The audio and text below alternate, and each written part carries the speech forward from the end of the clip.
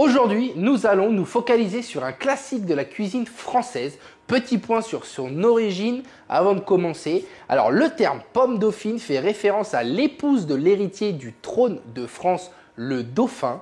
En 1864,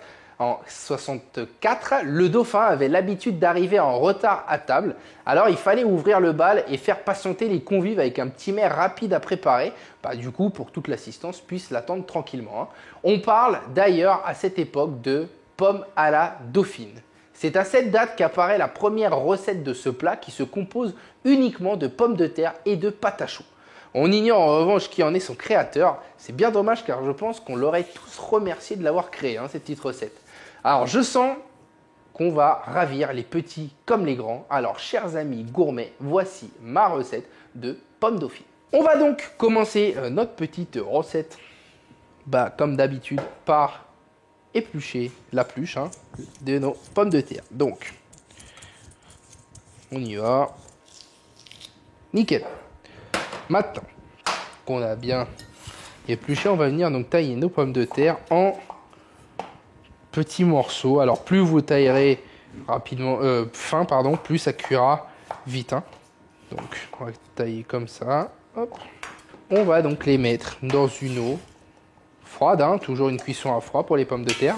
Donc eau salée, alors j'ai déjà salé à raison de 10 grammes de sel par litre d'eau. Et on va donc partir en cuisson. Alors, quand on cuit nos pommes de terre, on vient donc monter en ébullition et on vient donc cuire nos pommes de terre à frémissement, d'accord? Ce qui est très important, parce que si vous restez à ébullition, du coup, vos pommes de terre vont se déchiqueter dans votre eau et du coup, vous n'aurez plus qu'à recommencer. Et donc, on monte en ébullition et on baisse à frémissement entre... alors, ça variera. Là, on va partir sur une bonne quinzaine de minutes. Après, tout dépend si vous taillez vos morceaux plus fins. Il faudra adapter, bien évidemment, le temps de cuisson. On viendra sonder avec le couteau au fur et à mesure. Et puis, on sera plutôt pas mal. Donc, c'est parti pour 15 petites minutes de cuisson.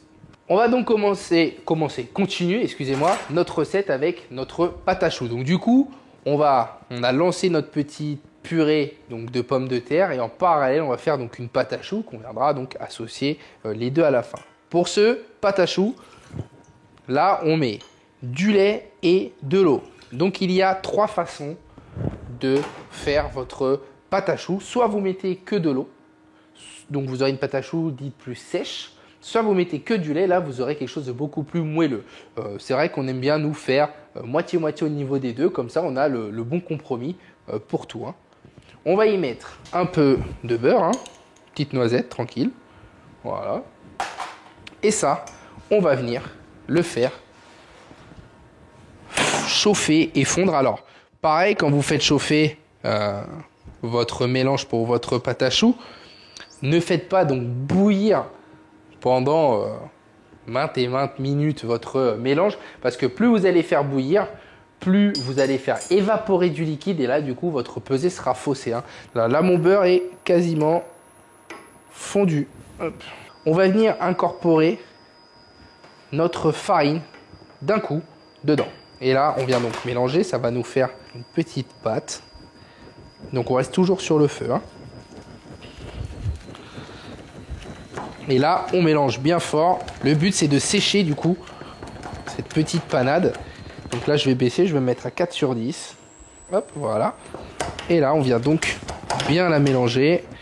Et le but, c'est qu'elle ne colle plus au fond de notre casserole. Donc, vous ne mettez pas non plus sur un feu très fort. D'accord? Parce que sinon, ça risque d'accrocher et de brûler surtout. C'est vraiment, cette étape est très importante. Si vous ne desséchez pas assez votre pâte, vous risqueriez d'avoir des problèmes. Je vous montre, on voit bien que là, du coup, ma pâte, hop, se détache bien du fond. Donc là, on la met donc dans un bol à part. On sort vraiment notre pâte à choux de notre casserole de cuisson.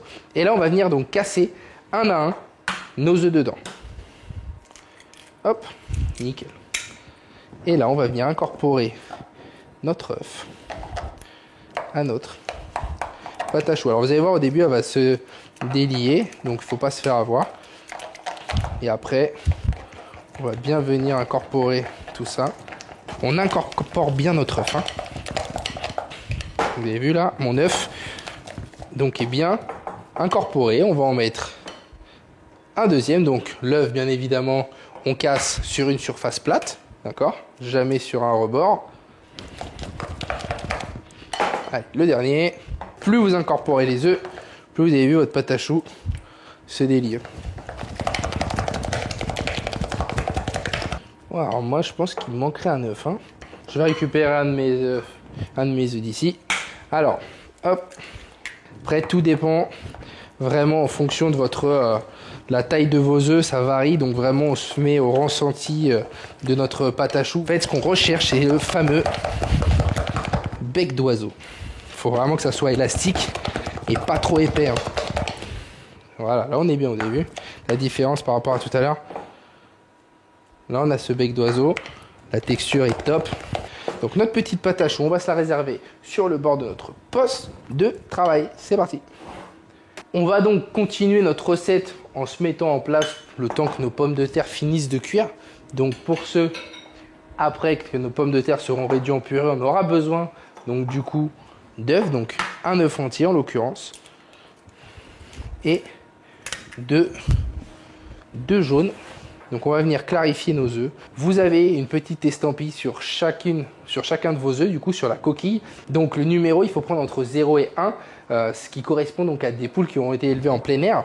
Donc là, on va récupérer juste le jaune. Bien évidemment, le blanc, on le garde. Ça peut nous servir à faire des meringues, des financiers, enfin plein d'autres préparations. Hein.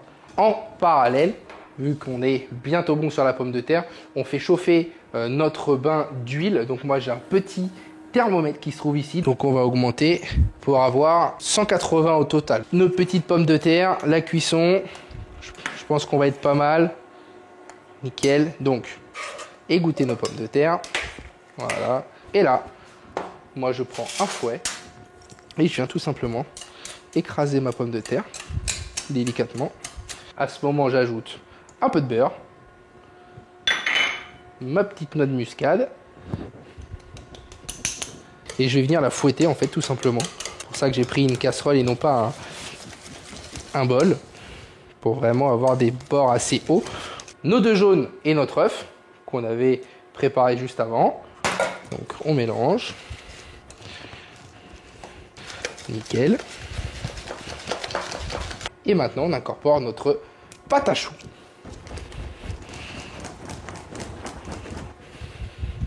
Donc là ça va vous faire les bras un peu.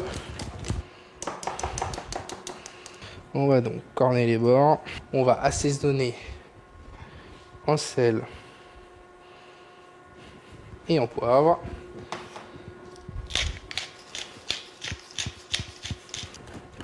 On va donc passer à la cuisson de nos petites pommes dauphines. J'ai préparé une petite plaque avec du sopalin pour enlever l'excédent de gras. Et là, je vais récupérer donc une petite noisette. Et toc, je les plonge directement dedans. Après, vous les faites de la taille que vous voulez. Hein. Allez, celle-ci c'est bon, celle-ci c'est bon. On égoutte bien. Hop, on veut vraiment une belle coloration. Un petit peu de sel, vraiment une légère pincée.